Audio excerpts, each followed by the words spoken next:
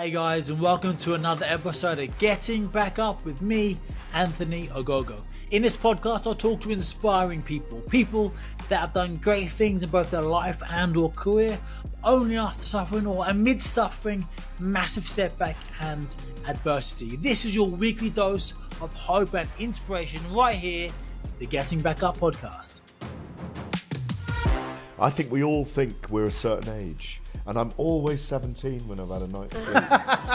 But I can't help. Dwarf swimmers from South America came along to the poolside and looking like the major domos, looking like the drug dealers, walking on the pool like this.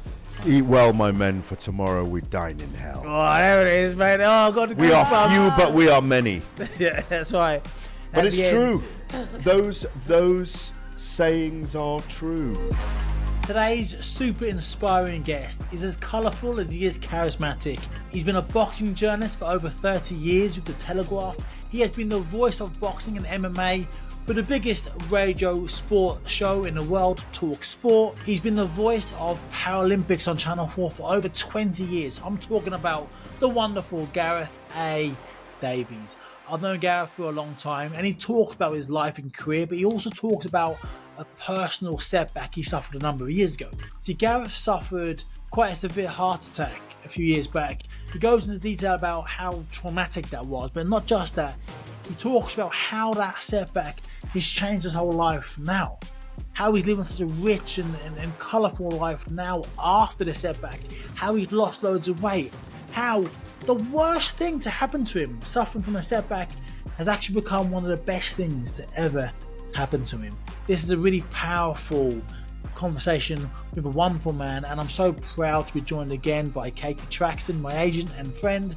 You heard Katie on the Heather Fisher podcast a few weeks back, and you loved her. So I've brought her back, and Katie uses her intellect and charm to help me get into the wonderful mind of Gareth A Davies. You're going to love this podcast. It's a banger. So without further ado, let's get stuck in.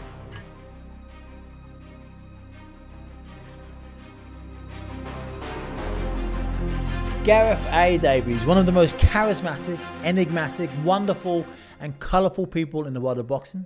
And obviously saying that's a big thing in itself. Welcome to Getting Back Up. Well, it's great to get back up. You get knocked down, you get back up. Well, like you always have in your life. Absolute privilege and pleasure to be here. And we're joined by the wonderful Katie Traxton, my wonderful, talented, also charismatic agent. How are you? Trackers. Yeah, I'm good. I don't know what I'm in for on this podcast. You're in for a shock. So Gareth, so this podcast, I don't know if you've heard any episodes, but it's called Getting Back Up, and I talk to wonderful people, inspiring people that have done great things both their life and or career, but only after suffering massive setback and adversity, of which I know you have gone through many times in your life.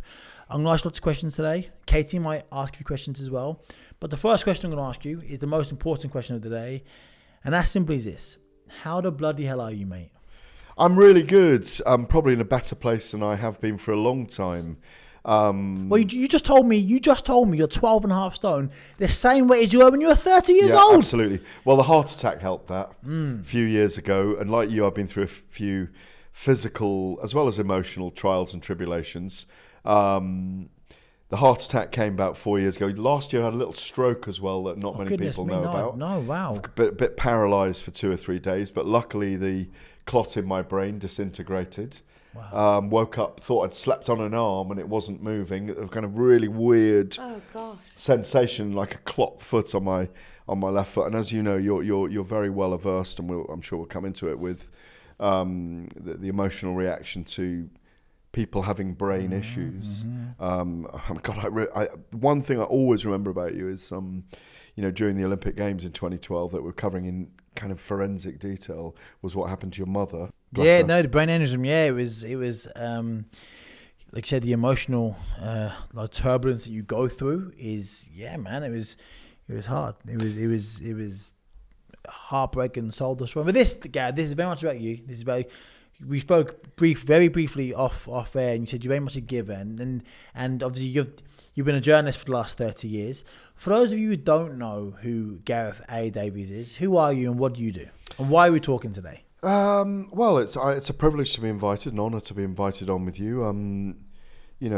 one of the reasons I wanted to come on was I know Katie. I've met Katie a couple of times. I know that she does extraordinary things with extraordinary people. She does indeed. Yeah. You're you're an extraordinary man with an incredible life journey. I knew it would be interesting. I'm at the stage in my life where the things that I've always followed, I think, be yourself, you are who you mix with, you reap what you sow. They're kind of pillars of my spirituality, if you like. Have you always been spiritual? Yeah, every time I try and go away from it, it comes back. Drags you back in. Yeah, it drags you back in, whether you're studying the moon and thinking about the universe, and I'm very much a child of the universe. And yeah, but feel quite blessed. You mentioned you saw me do an interview with Coogan Cassius on IFL TV. I haven't done many interviews about myself in my time. I'm generally the storyteller, telling the narrative of other people's lives. So it was quite a strange thing to talk about myself. But I've always felt like a bit of an underachiever, weirdly, because I'm very driven.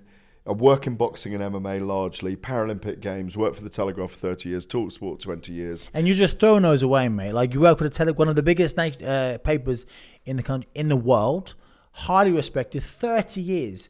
To stay at such a high level for so long, you must have every piece of resilience. You must have overcome so many setbacks in that 30-year journey in itself. Especially the pioneering work around adaptive sport, para sport, at a time when now people arguably would jump at having a job working on the Paralympics, right? But not when you started covering it. No, 96 Paralympic Games, it was the stadium was kind of in the hood in Atlanta, and for want of a better way of describing it, I was literally the only white guy there in the evenings leaving the place. But people looked after you. People always feel your energy, I believe, wherever you are. And if they know that you're there for a cause for good, there's always people wanting to look after you. They get you. That was an amazing experience. Cut me in half, and I've got Paralympism in my blood. Paris this summer for the Telegraph is my 8th Summer Paralympic Games. Congratulations. Yeah, I'm very proud to have done it. It's probably the best body of work I've done. And we talked about women's sport just now, and I know you've had previous guests on your podcast talking about women's sport. I mean, I used to really, with the Telegraph years ago, was very involved in advancing, certainly around the time of, I think it was Athens 2004 when Dame Kelly Holmes won her 2 gold medals. Yep. There was a big drive at the time to keep women, girls involved in sport in their teens. Don't make them wear little skirts in sports. There was no need for it anymore. Hair dryers. This sounds really kind of banal, but hair dryers in the dressing room so they could do their makeup afterwards. Anne cares loads about his hair, don't you? Yeah, well, listen, we're hair guys. We're all hair guys here today. But there's such a rich tapestry of things to be involved in, and basically, bottom line is, I've always loved sports. Probably if I hadn't had kids younger, I would have been a foreign correspondent, but I had kids in my early 20s who've now given me grandkids, so I'm quite advanced in all that process. And sport reflects life, reflects spirituality, reflects people, reflects lessons in life. And so, you know, growing up with probably wanted to captain England at cricket and play rugby, always been into martial arts. Muhammad Ali and Bruce Lee were both heroes for me. They'd have been on my wall posters when I was 11, 12. I grew up in the 60s and 70s. So, you know, it was natural to get into fight sports, and I seemed to have a bent for it. And here I am 33 years later. I think the first time I got involved in boxing was like late 80s, 1990, York Hall. I'm still doing it. So yeah, for me as well, just to finish, I think there's a thing about whatever you're involved in, you always, the imposter syndrome always comes up and drives you. That, am I really meant to be doing this? And it's questioned more and more by social media these days. But you just got to stay true to yourself. And when you bump into people in life, they go, oh, I enjoy that you do. Or, you get the reality in terms of real energy from people. There's my little spiel. You were like a twinkle in someone's eye, Ant, when Gareth was already reporting on boxing. I say spunk bubble. Oh, yeah, a little bit more gross. Twinkle in the eye, yeah. Difference between you and you. Gareth, you mentioned about the sport. You said it earlier yourself, and I made a note of this. You said you're a storyteller. So what is it about stories that fascinate you? Luckily, I've got the gift of the gab. That you do. I have a voice. Genuinely, you become the boxing and MMA voice of a generation. You obviously been involved with boxing for 30 years, and also you're like the voice of MMA that's kind of like made it become more mainstream in the UK. So congratulations to that, sir. But the storytelling aspect of it, like you're not the fighter, but you tell their stories, which is arguably almost as important. What is it about that fascinates yourself? Well, I think for a start, if you take boxing and mixed martial arts from any other sport, they are the most peculiar. Maybe as peculiar as darts, yeah? Which, I go back to the days when they used to drink beer and vodka, jockey on the ocky with a beer belly. Bobby George days. Bobby George, all those guys with his 10 rings. That's as weird a sport as boxing or MMA. In what respect?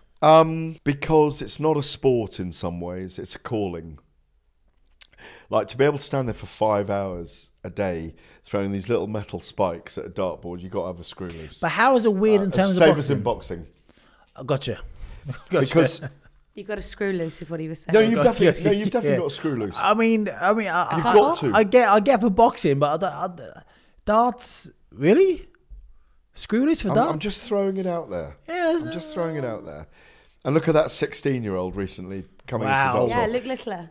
Littler. God, what a talent he is. What a talent, but he looks about 55, doesn't he? You know, he looks like grandfather already. But not meaning to be rude, I found you very inspiring as well. He's going to change a generation of darts players. Totally. Yeah, his totally. Instagram following, everything. He's like, the entirety of darts has gone through a seismic shift just by his arrival. Yeah, but all I'm worried about is the youngsters getting online and watching the YouTube clips of Eric Bristow, Bobby George, and people like Jockey Wilson going, it's fine.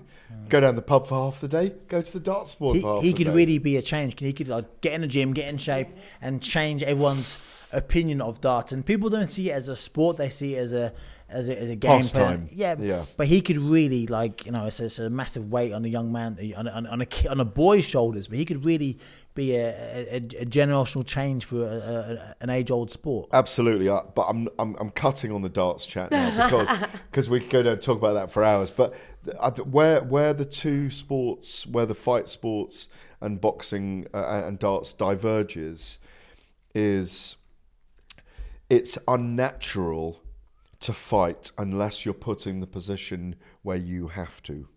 Now, to answer your question, one of the reasons why there's a narrative arc to fighting is that I believe that I don't necessarily believe in the future after we've gone, when we're no longer. But I do believe in the DNA in us going back thousands and thousands and thousands of years, because those are the survivors that had us. Spunk in the eye, whatever you were calling it earlier. Spunk in the eye. That's something very different. Spunk in a bubble. Very, very not different. my expression. Trackers. Spunk in a bubble, or whatever you were calling it at the time. You go back through the DNA, and there's a reason why we're here, is because we're from survivors.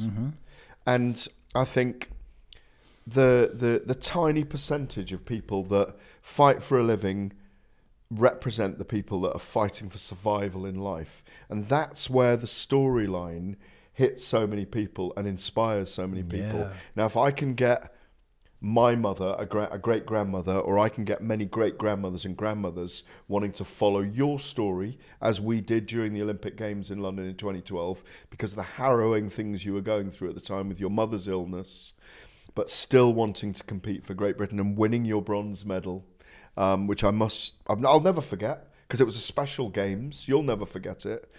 Those stories reach beyond sports. They're bigger than sport. Yeah.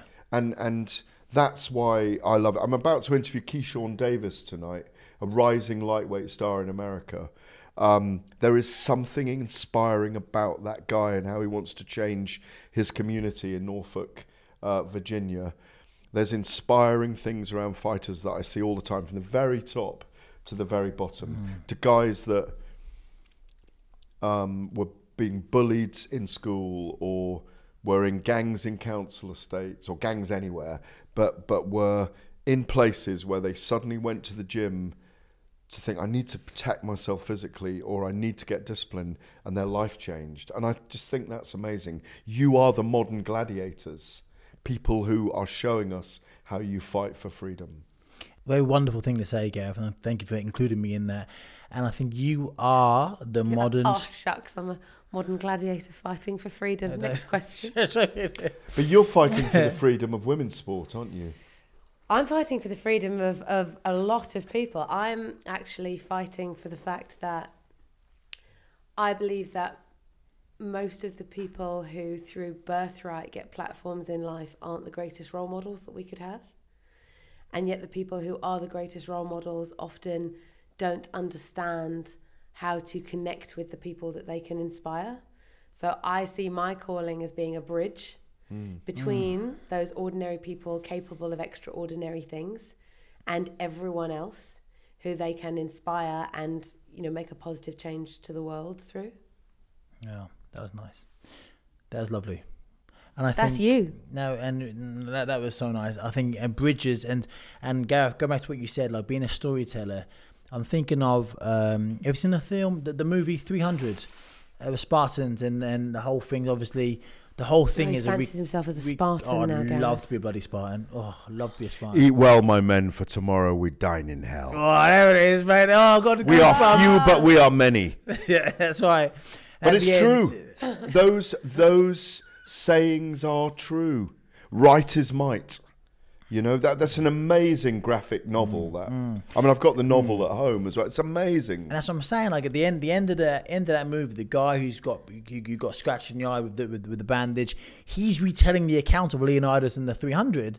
And those storytellers are so important because those amazing stories are brought to life and they're remembered because people like you. So, Bridge, the athlete, and the storyteller. What a triumvirate we are. Which brings me on to my next point. Gareth A Davies, I boxed in Vegas in the main event undercard against Maidana, and that was an amazing trip, obviously. It was fun. A lot of fun. One of my takeaways, a really weird thing to remember, you taught me the word triumvirate. So me, my agent Dean, and yourself, we were a triumvirate, and I asked what a triumvirate was. And what's that, 2014, 10 years later, I've used the word on podcasting now. Wow. How erudite you are, sir. I don't know what that one is. Well learned. Thank you, sir. Thank you. Yeah, I knew that one. So yes, get back to the We're topic. always learning. Oh, yeah. Do you know, I'm not trying to take any credit for this, but that's a beautiful thing to hear, because very often, and I've been ghosting footballers' columns for years as well, people like Lee Dixon and Martin Keown, Bob Wilson and others, years ago when I covered football up to about 2000. And poor old people like Lee Dixon would go into the dressing room on a Monday morning after his column on a Saturday in the paper, and his teammates would say, what does erudite mean? And he'd say, I haven't got a clue. So, well, it's in your column in the Telegraph, because we ghosted those columns. When you tell, I've met really shy boxers early in their careers, as a case in point for what you're saying. The more interviews you do with them and the more you bring their story out, then they start to tell it to other people. You know, so they are actually bringing their own story because they're growing. It's a bit like Virgil Ortiz plays the piano and guitar. And I keep saying to him, he's undefeated. I think it's 19 or 20 fights, all knockouts. Get a piano in the ring after your fights, get your gloves and wraps cut off, and play for us. Look how much everyone loves Tyson Fury singing with a microphone. Michaela Meyer plays the guitar. He's playing I think a punk or a rock band. So get your guitar in the flaming ring afterwards and play it. People love that kind of stuff because people love something that's different, that shows that those people from another world. Yeah. You know, so it's also the cut through, isn't it, of what you don't expect in any given environment resonates with you that much more. Absolutely. Gareth, why do you think boxing draws out so many characters? You mentioned cricket earlier. I know you've been a big cricket fan. I'm not shitting on cricket. I like cricket. I like the Ashes. Me too. You get the odd character, Freddie Flintoff, and so, but like Ian Botham. Ben Stokes. And football, you get the odd Gaza, you get the odd this, but boxing has so many wonderful, colourful characters, and you being one of them. Why does the sport that we both love and given so much of our life to, why does it draw out these crackpot lunatics? It's a very creative industry.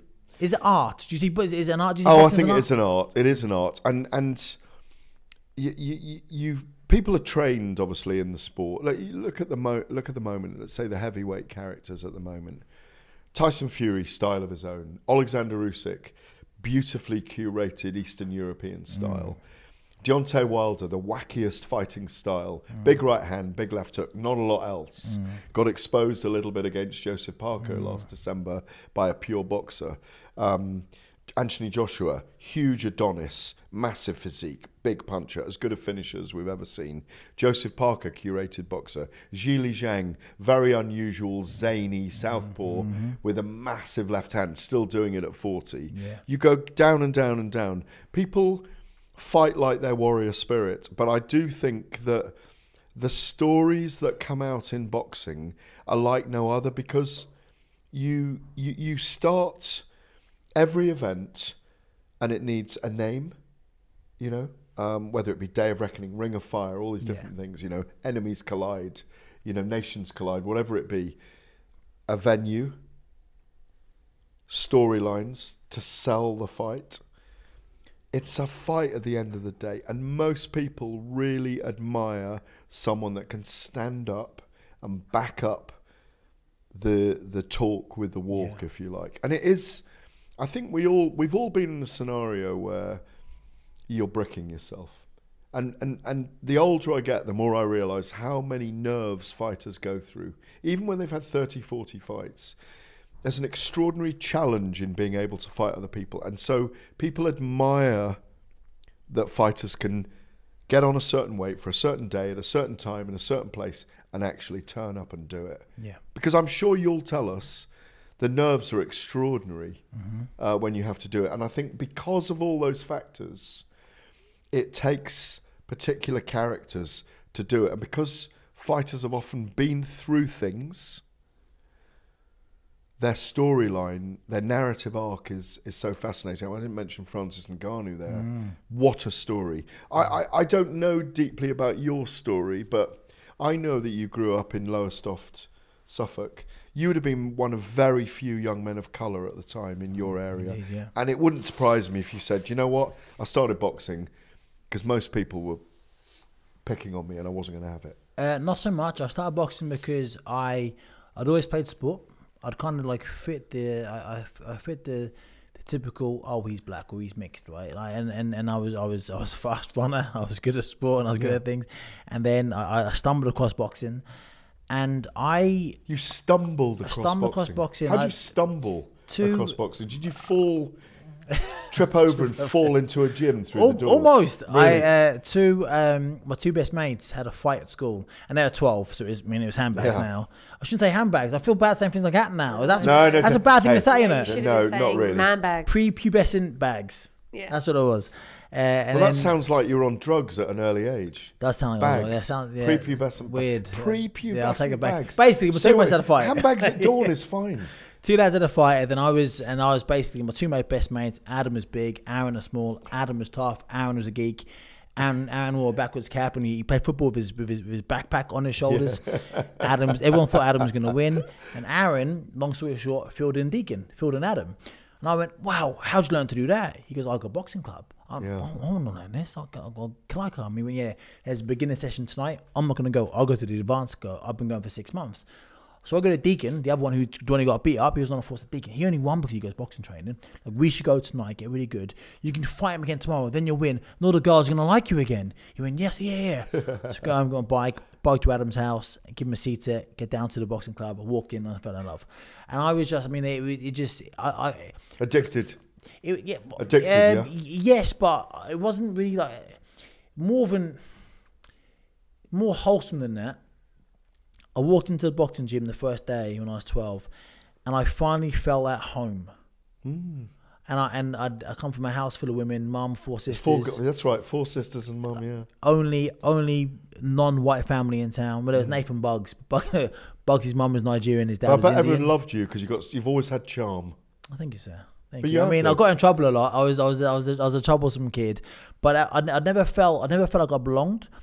And the first time I went in the boxing gym, nobody else looked like me, but I felt home, and I had no idea if I was going to be any good or not. I mean, I thought I would because I was good at football, I was good at swimming, I was good at sport. I was good at 2 things at school. As a kid, I was good at school and I was good at sport. I was rubbish at everything else, and I'm pretty rubbish still at everything else. But I fell in love, and I was good, and it just, you're right, mate. Like it does, it kind of like it harnesses it it attracts people that are a bit. You said, what did you say earlier? Screw loose. Got a screw loose, yeah. And because even just to do it, to put your body through what you go, put your mind through what you go through, the torment of it. It's a physical and emotional torment. And to go in there in a squared circle and punch lumps out of somebody, you gotta be. If you describe it to somebody, it sounds really weird, right? Yeah, I'm going to go deeper into this neurology. I know Katie wants to say something first, though. I do. I just wanted to say, I know that you potentially could have been a footballer, right? I know you were a really good swimmer, probably didn't even see that through to see how far you could have gone. Could have been on the channel right now, swimming the channel, come on. Do you not think there's any part of you, or do you think there's any part of you that chose boxing because you hadn't been able to defend yourself against your dad, and that skill of self-defense and ability to protect yourself was like baked into your being, wanting it? Great question, great. I never thought of it, if I'm being entirely honest. My dad was quite abusive growing up. He used to hit me. I bet he loved you still, though. Have you spoken to him? He's dead now. Right. Yeah. So, but I not really. No, I didn't. It's a funny one. I got to 30 and I was like, Had he gone already then? He'd gone. You're 35 now, aren't you? Yeah. Yes, sir. And then it was more that I 31, Gareth. We're doing 31. Yes, it's more. Fortunately, Wikipedia doesn't lie about it. It does. Apparently, it says that you can see me running on the Lowestoft seafront. And that he's only 5'11". Yeah, lying bastards. But I think the reason why boxing really grabbed me actually was because yes, I played football and I swam, but a couple of reasons. One, I was angry. Yeah, and I'd love to be angry about my dad's stuff and family stuff, and I loved winning. And swimming was great because I used to win, and it was just you. And I learned my work ethic from swimming. Early mornings before school, after school, up and down. And I found it mind-numbingly boring, up and down swimming. But like boxing, whether you win or lose, it's down to you. And like what I love, you can look left, look right, and you see who's winning. And it's just who needs a team? You need a team. Fuck the team. You could have the best game of your life in the team, couldn't you? But you could feel disappointment because the team loses. Precisely. But life's like that as well.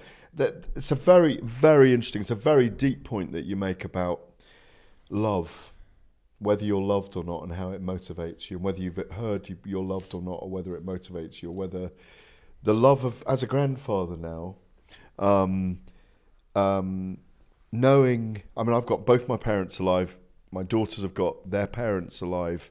The love of your parents is a deeply emotive thing.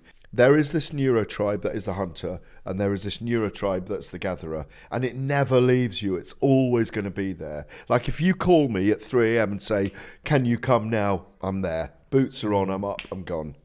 Do you understand that? Yeah, does it relate? Do you relate to that? I totally get that. Yeah, I really get that. Makes perfect sense. Which one are you in, Trekkers? I'm probably one of the less hands-on hunters. There you go. I would be the strategist. Yeah. There you go. I would be competitive. Out there I would, but I wouldn't be doing the spear in the head. Yeah, no, but I wouldn't be either. He would be, but I would be. I because you don't have any fear for these things. You're going to be there. You know you may die. Go back to 300.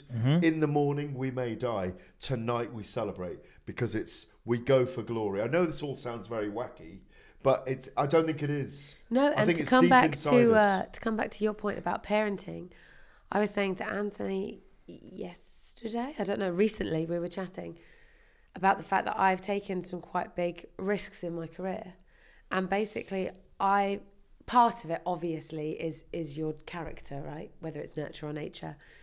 But I also put a lot of it down to my parents for 2 separate reasons. One is because they hadn't trod a path of the way things are done, so they didn't try and force me down that path. Yeah. I was the pioneer. The second one is that they very much therefore approached me with an attitude of, if you do your best and you're nice about it, we'll support you in whatever you want to do. And that kind of unconditional Harry Potter-esque kind of shield of love and support means that you go out into the world with a very different attitude to if you're going it alone, or if you're going it being told this is the right path. If you take any other path, it's the wrong path, or at best a different, not quite as good path. So I think the way my parents brought me up has basically informed all of my choices and, by chance, my success. Or the things you don't want to do. Yeah. Because your parents show you what you don't want to do as well in some instances, I think. It can go both ways, can't it? You know, you sound like you were very fortunate with your parents. I've got daughters in their 30s. My daughters are 2 or 3 years younger than you. And it's only something I realised recently, and I'm really glad about it, because I don't think my parents... I mean, I went away to boarding school. I had quite a regimented upbringing in my teens, but I loved sport, and that kept me in school. You know, rugby, cricket, loved it. And it probably kept me from being expelled, I'd say, even, you know. But I think both daughters have said recently, oh, you never pushed any of your views or politics or religion or spiritual beliefs on either of us. And I'm really pleased about that now. Kids yet? No, not yet, so no. So, kids yet? No. So, I feel quite old now because I'm a granddad already, but I think one of those things, allowing your children to be free. Expansive thinking. Is a great thing. Is a great thing if you're built that way. But if you want to take your son and daughter to karate at 3, that's great as well. You know, love is the most important thing that we give them. They gave you love. Your mum has given you great love in your life. It's clear. Gav, the heart attack. Obviously getting back up. Too much love. We've got too much. It was too big and strong. That kind of love. Too full. Obviously, you only get back up if you've fallen down. The heart attack, is that? Would you say that was the biggest setback of your life? And I use the word setback because I know it's been a changing point in your life. Your heart attack. I love talking to people, and oftentimes when I have these conversations on my podcast, we discover that like people's biggest setback, often the greatest thing that happened to them. Yeah. I feel very blessed in my life anyway. And Have you always felt blessed? Or has it been since that? Yeah, you always felt. I am. Because you describe yourself as a hedonist. Yeah, very much a bohemian, a hedonist. I do like pleasure. I can't lie about that. But I think I'm very lucky in that. Are there people who don't like pleasure? No, but I seek it. You seek it, actively seek it. You actively seek it. Yeah, at the expense of other things. And the older I get, the more I seek it. Oh, interesting. Were you refrain from having it as a kid? Was it maybe the boarding school thing? No, I don't mind hardship. I'm quite good with hardship. And I quite like it. I like being challenged. Because it gives you perspective? I just like being challenged. I'm very competitive. I'm a bit more relaxed than I used to be about things. I don't rise as quickly. How is one competitive in journalism? It's a very, very competitive No, industry. I know. Yeah, I can imagine to get, as I mentioned at the beginning, get to your level. You've got to be on it all the time. You've got to be on it. Are you competing against your peers? Yeah. Do you want to get a better interview from Coogan or Colin Hart? Do you want the best article? How is it measured? When your children are small and your empire is building, if you like, and you get lost in your work when your children are small very often. We did in my era anyway. You know, but as well as clubbing and having a great time. And I've always liked having a great time, and I've got a lot of energy, you know. Rarely go to bed before 2 a.m. ever. And I think I would categorise stages in life where, you know, your children are with you and then they're gone, and then there's a gap that opens up where you can well, I've got this time back to myself again. I mean, both of you haven't had that other person invade your life yet, or be around you, but to give that love to someone else. So for me, I was with my wife, we were together at university, we went to China for a year, we started a family, my journalism career started, my ex-wife Andrea was doing some acting, working with her father's company, and then before you know it, your kids are teenagers and you're 40, and I think I wasn't fit at the time. I threw myself into my work. I was still playing very high standard cricket in North London, but before I knew it, I was in my 40s, my kids were teenagers. Yes, I had a very successful life and homes and different things, but I wasn't focused on myself enough. And what I'd say is in the last 10 years, and certainly in the last 5 years, and since divorce, since heart attack, I'm much more focused on myself. Sounds selfish, but actually it's not. I'm focused on myself in the right ways, because my focus was on other people before. My drive was for those people. And the heart attack initiated this change. Yeah, I think, like I said, I had the heart attack 5 years ago now, and the stroke last year, about 9 months ago, which was a temporary thing. Obviously, it must have been a terrifying experience. No, I don't really. I'm happy to go anytime, if I'm honest. Really? I don't mind. Even with your grandchildren live Yeah, I don't now. mind that. I've got a tiny little pot. Why? My own Spirituality? Or live fast, die young? You've made the We're most all of the going. opportunity? We're all going. We're all going to go, but surely you'd want to...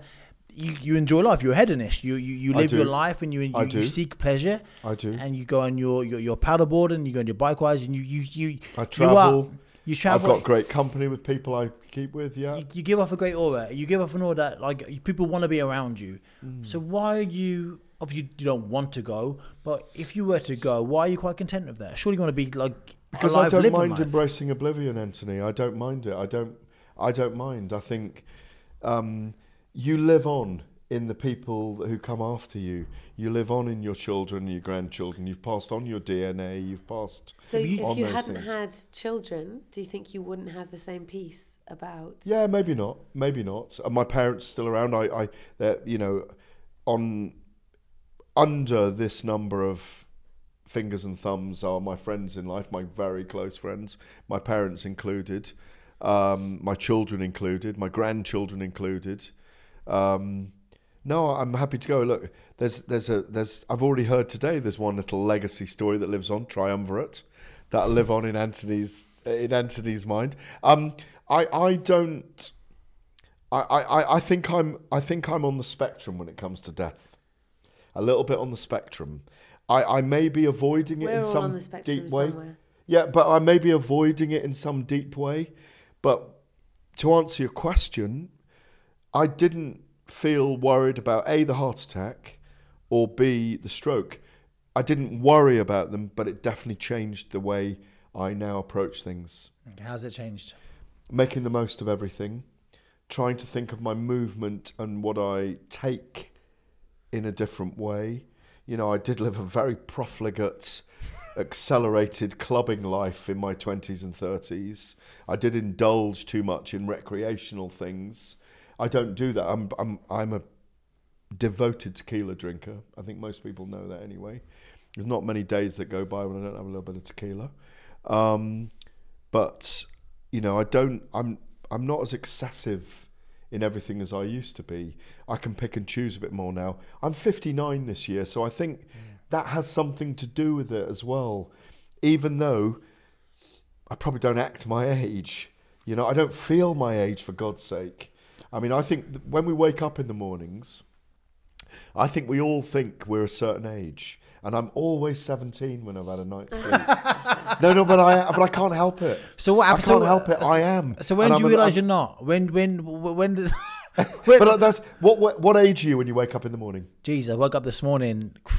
I thought I felt 64. Okay, well you're 64. Back was killing me. But your age changes, But do you have days when you wake up when there's a particular age? I feel about 32. There you go, 32. Yeah, all the time. The age you are now, yeah? Yeah, pretty much, more or less, give or take a little What bit. age are you when you wake up? Come on. I wake up and honestly, Gareth, being a like boxer for a long time, No, it doesn't. and as a rest, honestly, you look about 30 to me. Thank you, sir. But like my physically, I'm in pain every single day. No, but that's one thing. I'm talking about, sorry to take over this bit. Not at all, but mate. I think most people feel an age inside themselves. Like, yeah, my nan, actually, she passed away a couple of years ago, and we were really close. So we went to go and see her one day. She passed away at 85. Yeah. On her 80th birthday, I went to go and see her. Hey, nan, 80. She went, don't. She was hobbling over. She went, don't. I said, hey, what's it like to feel 80? She went, she never swore. She never ever swore. She went, do you know what? She went, I woke up today. I still feel 21. There you go. She went, I looked in the mirror. I thought, who the fuck is that? I laughed so much. But she genuinely it's a blessing to feel that age. Who inspired you as a kid?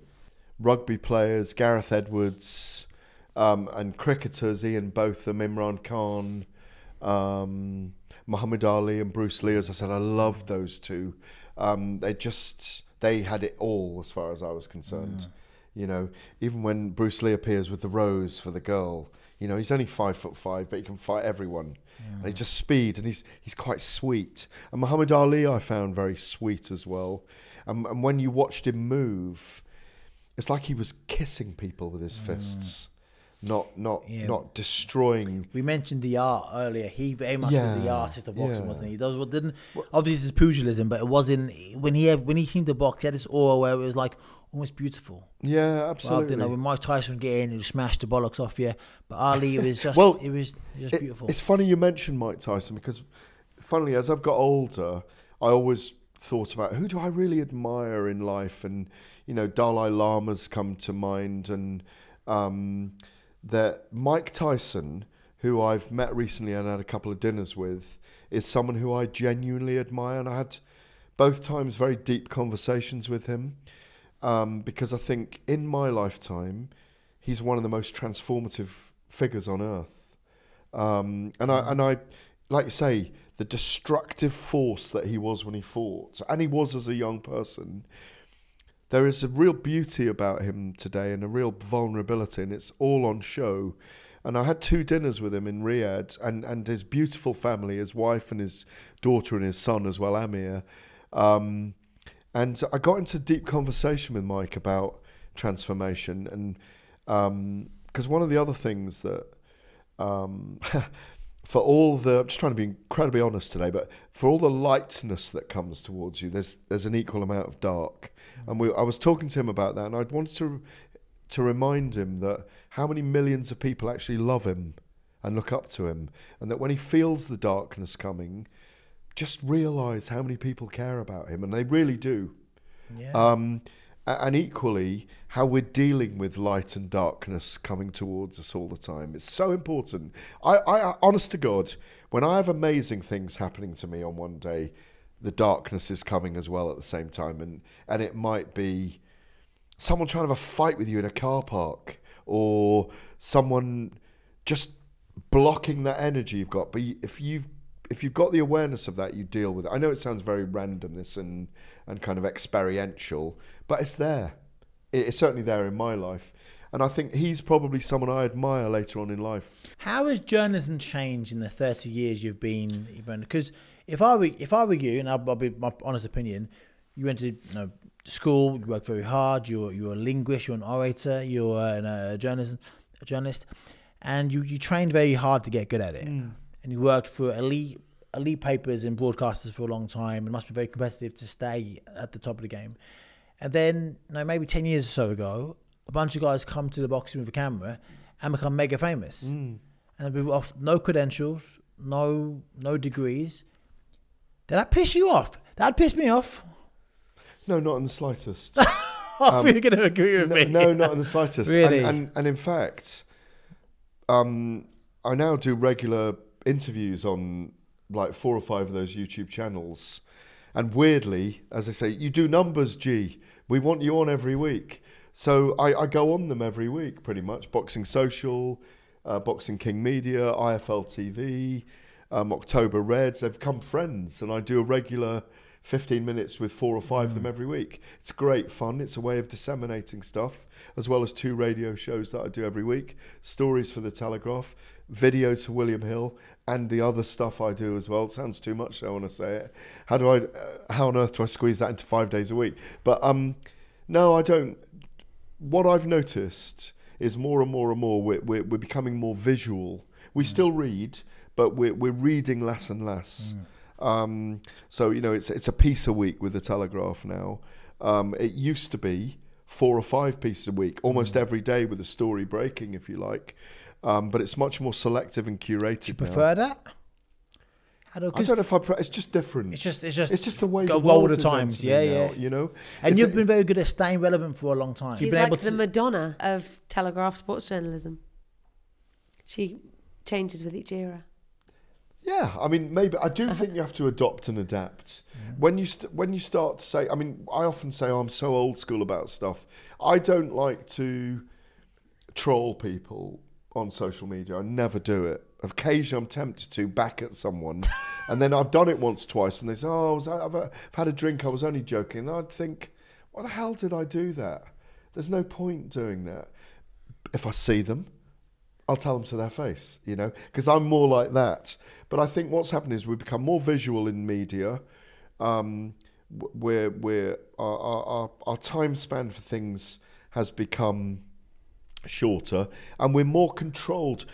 Look, my phone's there. I bet your phone's not far away. Yeah. Do you know where your phone is? On my lap. There you go. It's never far away. That's what controls our media stuff now, and it knows our algorithms. So if you follow someone, it pops up in your feed. Media, I think that what I love about the way media's changed is there's so much more information around. Like if you want to research something, it's brilliant now. I still love writing. It's the greatest art to suddenly write 250 words in 5 minutes, or 400 in 10 minutes, or a 2,000 word piece, or a 3,000 word piece, or a 1,500 word piece, or a 1,200, or an 850, or a 750. It's an art form of doing that. And it allows you to edit, not like I am today. I'm not editing very well at all, because I'm a random stream of consciousness today. But it allows you to edit when I'm doing radio shows or TV presenting. Podcast, we chat. Radio, brevity is your friend. TV, brevity is your friend. Writing, it's just about cultivating all the information into a small block. And it's a lovely thing to do because it feels like it's there forever. If you have a piece, an X amount, 1,000 words or whatever, and you're telling a story, and you're kind of pretty much free reign to tell that story, how do you construct it? Yeah, it's a very good question, and it's normally based on time. If I've got all day, I take all day. If I've got 25 minutes, I take 25 minutes. And very often the 25 minutes is better than the all day. I go back to a time because where... Because more instinct? You got a short time? You just do it. Yeah. Time becomes elastic, you take over. Did you fight at the York Hall ever? I did so, yeah. Twice? Yeah. Yeah, well, York Hall, I can remember on a Wednesday night very often ringing in my copy on the phone, 550 words, Billy Schwer, Colin Lake, Colin Dunn, different fighters, the Gallaghers, and literally the event finished, it was 9 o'clock, 8:30, 9 o'clock, and you get on the phone, you just talk it down the line, and you say to the copy taker, well, it's almost like constructing poetry. And when I used to read my copy back the next day, someone thought, that wasn't too bad at all. And it feels really jumbled and random when you're doing it. If I'm sitting and writing, hotel lobby, airports. I've written so many stories in airports and hotel lobbies. It's almost the easiest place to do it. Cafe with people moving, noise around you. You like the noise around, or in an event. So many times in an event. Do you have like a start, middle, and end? Do you start and maybe finish with the same sentence? How do you do it? I always like a little payoff at the end. Yeah, a little payoff. Yeah, the most attractive event. I used to run the sports desk at Agence France Presse in Fleet Street in the mid-90s. On a Saturday, and doing all the football stuff and out to the papers in Hong Kong and around the world, and it was really busy. And for every game or every manager's quotes and reports, you just pick the biggest incident and you start it. The hardest things to do features, when you've got all day, you just construct and you look for things and you find shape and you take the best quotes. When you're doing live, and boxing live is always the latest thing to go in the paper. And in recent times, maybe in the last 10 years, I've been doing broadcast and writing at the same time, which is almost impossible. So I have to prepare quite a lot. My notes are prepared before, so I've got about 7 minutes to finish the 700 or 1,000 words, but I've got a lot of detail I'm dropping in during the event while we're broadcasting. Sometimes I just can't believe I get it done, if I'm honest with you. Paralympic sport, or wider adaptive sport, doesn't have to be the Paralympics specifically. There's definitely been a shift in the UK since 2012 and also since Channel 4's We Are the Superhumans in the perception of it. But you saw the excellence in adaptive sport before most people did. Yeah. What is it you think is so fantastic about it? Honestly, I'm not joking now. When I went to Atlanta in '96, as soon as I saw my first event, Bin Hu Bin, who was a one-legged Chinese guy on the high jump, he went over 2 meters. I stood at the top of the stadium. Wow. There was hardly anyone there. It was a smattering of a crowd in the Olympic Stadium. About 20 journalists from around the world. I just remember little drops of water running out of my eye, and I was just thinking, this is just the most incredible event. And for day after day after day, I saw 20 heroes who I didn't even know their names. Yeah, one-legged sitting volleyball players who'd had their legs blown off by landmines in Serbia, who were like 6'3" and one leg bounding up the stadium steps, 3 steps at a time, or, you know, tiny little dwarf swimmers from South America came along to the poolside and looking like the major domos, looking like the drug dealers, walking along the pool like this, you know, just ready to dive in and swim. Just so many characters. Same spirit as the fighters, all warriors. 3,500 athletes. Close your eyes, pin the tail on the donkey. Every single one of them's a great story. And it's never changed for me. We won awards at the Telegraph, 2004, 2008, 2012, Athens, Beijing, London. The Telegraph, Sunday Telegraph, did from the Paralympic movement for our coverage of the sports. 16-page supplement every day at the London Games on the Paralympics. People like Marcus Armitage, the racing correspondent who won the Grand National on Mr. Frisk, saying to me, he did the equestrian event at the Paralympics, and he said to me afterwards, "Oh my God, I'll swim to Rio and I'll cover it for free." People like Mike Costello, who'd not done BBC Radio 5 now with DAZN and Matchroom, doing the athletics, and had done it at the Olympics for years, going, "Oh my God, pal, you were right.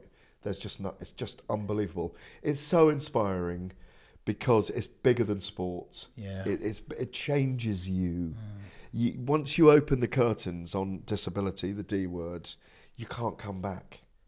Yeah, we've all got them. We've all got a disability. You know, you worked with...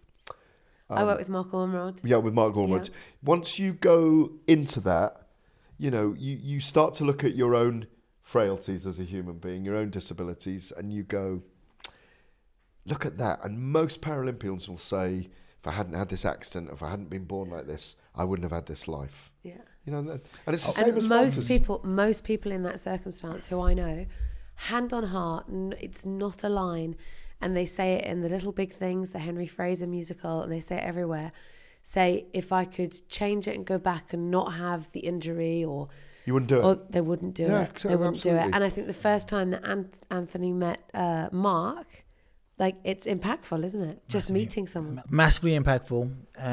I actually met a friend, Martin Perry. It's a table tennis player with no hands and born with one leg. Is he the one that plays in his mouth? No, he has straps to his thing. Okay. He's going to Paris this year. Yeah. And he said to me, people often ask him, would he... And such an amazing guy. I was one of my first guests on the podcast, actually. Such an amazing guy. He said he genuinely believes he's the luckiest man in the world. He's got a beautiful wife. He's got a brand new baby. Yeah. And he's going to Paris this year. Yeah. He was born with one limb. Mm-hmm. The only adaptation he has to his entire life, other than table tennis, is he's got an automatic car.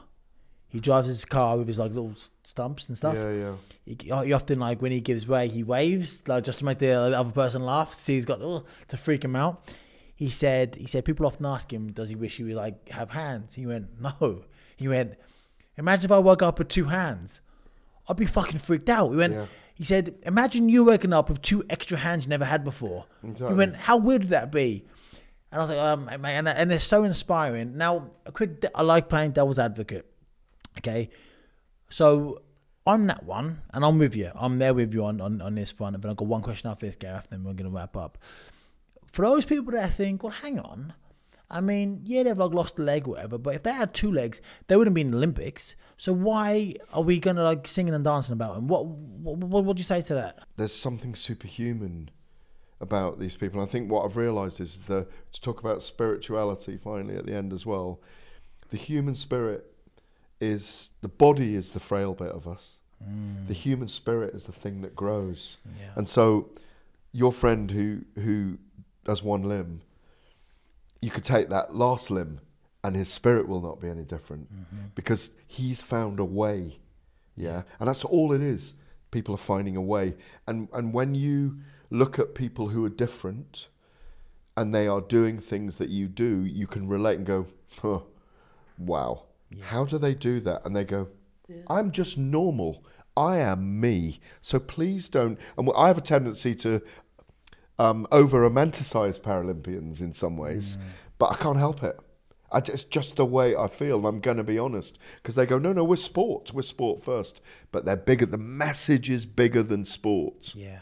You know? And then that's the way I see it. And I can't move beyond that. And I've worked with them as their representative of the Paralympic movement on the IOC press committee, and I've been very involved with them, and I bleed Paralympism during the games. It's a very special thing, and I leave the games every time. Can't stop talking about it for about 3 or 4 months to everyone I see. Did you see this? Yeah, did you see that? It's an amazing movement. It's not just sport; it's bigger than sport. Mind, body, and spirit. Last 2 questions, Gareth. I'm going to finish on some boxing questions. Nice and quickly, the greatest boxer of all time, and of all the heavyweights now fight, who's the best one? Greatest boxer of all time is Sugar Ray Robinson, along with Muhammad Ali. Best one I've ever seen live is Floyd Mayweather. What fight? What was his best fight? Oh, so many of them. He was brilliant against a young Canelo. Second Maidana fight because he was tested in that first one. Manny Pacquiao fight was a little bit disappointing. Mosley, who was dangerous in the first 3 rounds. He's just so talented. Step above, wasn't he? So talented. And I'm really looking forward to him really growing up. Like in the next 20 years, I'm looking forward to the change in Floyd, if I can say that. And the best heavyweight. Most superior Tyson Fury's the best heavyweight around. Yeah, no question. No, he dealt with Vladimir Klitschko. He may be in decline right now, I don't know. But I think if he has 2 or 3 more fights, if he fights Joshua, if he fights Usyk and he beats them, I think he's got nothing else to prove in the era. I think with Tyson, but I think he's got to be at his best because he can box not very well. Wasn't great against Ngannou last time out. He's had a couple of shockers recently. So if they all at their best, and nobody's ever at their best, but if they all at their best, I think he wins. Too big. Just too big for Usyk. Yeah. Usyk beats everybody else because he's too good, but Tyson's 6'9" and gangly and weird. Yeah. Like, how do you replicate that sparring? You can't. But if Tyson's not on his game, I think he can get knocked out by, I think Joshua's too fast, too explosive.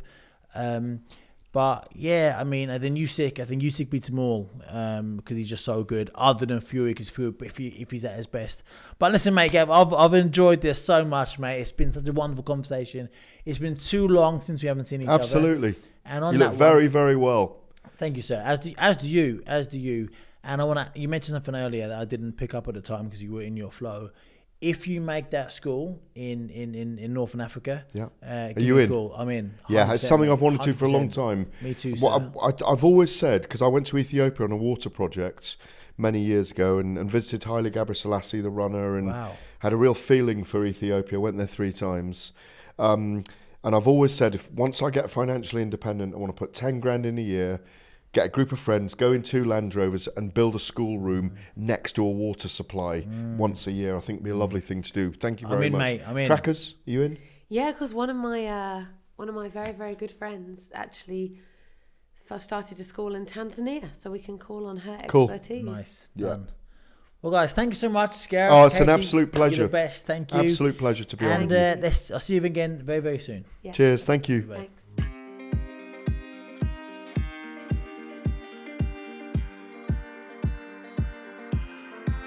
Gareth, thank you so much, sir, for coming on. It was so good to see you again, mate. Wonderful guy. Wonderful man. I really enjoyed that story. Thank you so much for talking so openly and honestly about your life and experiences. It's hard, you know, when you open up about certain things, you know, especially, I was going to say men, but I can only talk for being a man because I am a man, obviously. But I don't think it's man. I think it's anybody. I think it's hard to open up about personal stuff. You know, reason I said about the men, like men, especially in the fight game. You know, it's a macho industry. Everyone wants to be tough and strong, and Gareth is an eccentric character, as I'm sure you could tell from the conversation, and you know the way he carries himself and the clothes he wears. Us men in the fight game and women in the fight game now as well don't want to like admit to frailty, and we want to think we're invincible. So I know from my interviews when I've spoken to people about my injuries and such, I guess it's hard opening up about it and showing that you're not Superman, you are human. And I think it's really brave of Gareth to talk about things like a heart attack, you know, which is can be a real big setback, and I love that's what this podcast is all about. Turning some of the worst things to happen to you into arguably the best things to happen to you, reframing something like perspective. Life's all about perspective. I've said it time and time and time again. Life is all about perspective, and when you change the way you look at things, the things you look at change. And I love how Gareth has lost loads of weight and he's living his best life and he's finding enjoyment out on the bicycle, cycling, and the fitness app, Go Fitness, that I'm launching real soon. Will be launched now when this goes out. It's honest. I see how people can use fitness and how happier and healthier they are because of fitness. And this isn't a plug for the app. This is just me seeing it on a daily basis and seeing from my case studies the people that are using my app and seeing how much it benefits their life. And I'm so proud of Gareth. You know, he's in the autumn of his life. And he's actually down to a weight he hasn't been in 30 years. And he's healthy. And you can see the energy that he has. And what I love about Gareth as well, he is an energy... he's an energy spouter.